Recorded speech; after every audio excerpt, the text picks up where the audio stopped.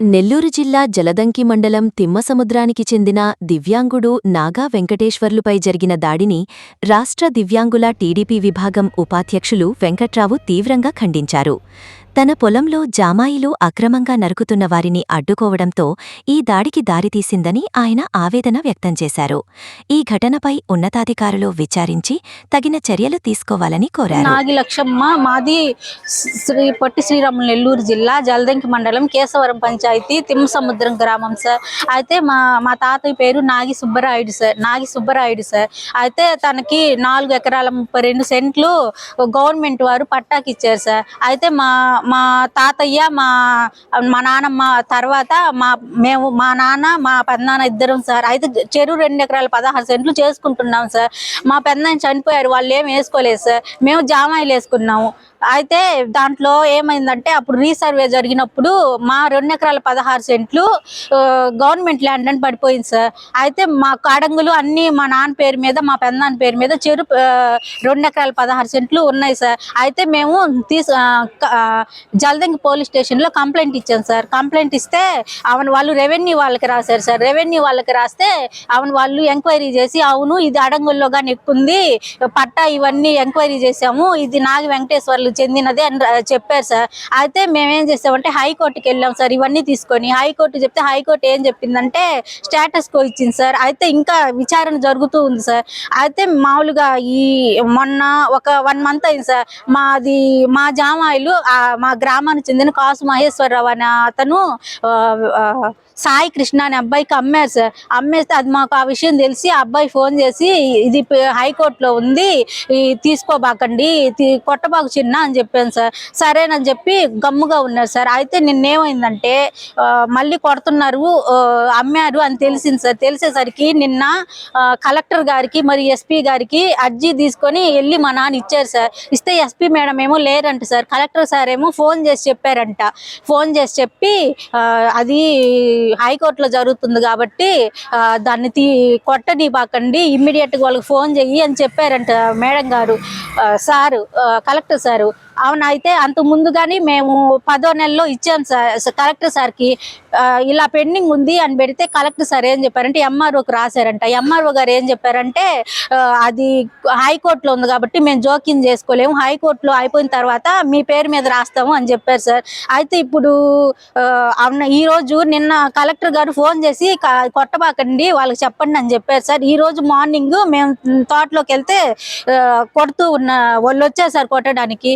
ఆమెను ఇంకా వాళ్ళ ఇంట్లో వాళ్ళేమో కాసు మహేశ్వరరావు, వాళ్ళ భార్య కాసు పద్మ, వాళ్ళ అమ్మ ఏమంటే కాసు రామసుబ్బమ్మ. మేమందరం వెళ్ళాం సార్. వెళ్తే మా కొట్టబాకండి హైకోర్టులో ఉన్నాయి అని చెప్పాను సార్. అంటే ఆమెను ఇంకా వాళ్ళు కొడతా ఉన్నారు సార్. నేను వీడియో రికార్డింగ్ చేస్తూ ఉన్నాను సార్.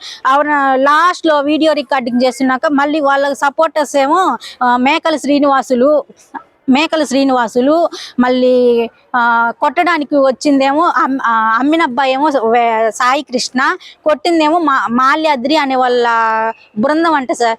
మేము కొట్టొద్దు ఇది హైకోర్టులో ఉంది అని చెప్పాను సార్. అయినా వాళ్ళు కొడతా ఉన్నారు. మా నాన్న అడ్డం పోయారు సార్. అడ్డం పోతే కొట్టారు. అంతా రికార్డింగ్ చేస్తున్నాను సార్ నేను. లాస్ట్లో నా ఫోన్ తీసుకొని ఆమెను ఇంకా స్విచ్ 2 సార్లు రింగ్ అయింది సార్. తర్వాత అక్కడ ఇంకా కలబిడి జరిగింది సార్.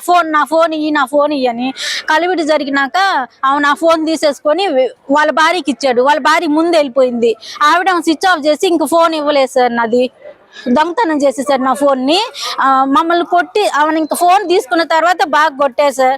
మా నాన్నేమో తల మీద కొట్టారు. మా నాన్న తల మీద, ఆయన వికలాంగుడు, బీసీ కులం చెందిన వారము, మరియు మా అమ్మగారు లేరు, మేమిద్దరు కూతుర్లు, ఒక కొడుకు వికలాంగుడు, మరియు బీపీ షుగరు అన్నీ ఉన్నాయి సార్. మా నాన్నకి తల మీద కొట్టారు.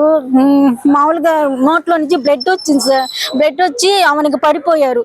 ఆమెను ఇంకా చాలాసేపటి తర్వాత లేచినాక ఆమెను ఇంకా మాట సరిగా నంగిగా వస్తుంది సార్. ఆమెకి ఇప్పుడు మాకు ఏమి కావాలంటే మా పొలం మాకు ఇప్పించాలి, మరియు మా జామాల చెట్లు ఆపి మమ్మల్ని కొట్టుకునేలాగా చేయాలి సార్. మాకు అదే జీవనాధారం.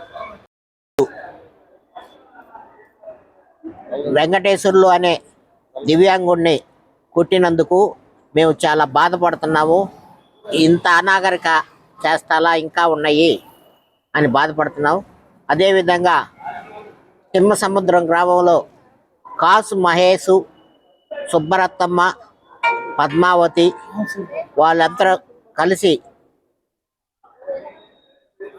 ఈ వెంకటేశ్వర్లు అనే దివ్యాంగుడి సేలోకి పోయి అక్రమంగా జామాయిలు కొట్టడమే కాకుండా వీళ్ళని తరిమి తరిమి కొట్టి గాయాలు వచ్చేటట్టు, ప్రాణహాని జరిగేటట్టు కొట్టడం కూడా ఒక నేరము.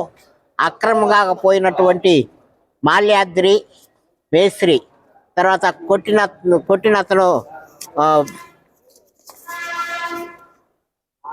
సాయి కృష్ణ, మేకల శ్రీనివాసులు, కంచర్ల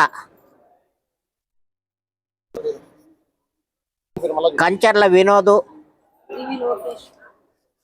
దాని లోకేష్, దివి లోకేష్, ఆమంచి మహేంద్ర, వీళ్ళందరూ అక్రమంగా చేలో పడి కొట్టి, జామాయిలు కొట్టి, వికలాంగుడైన వెంకటేశ్వర్లు కొట్టినందుకు మేము చాలా బాధపడుతూ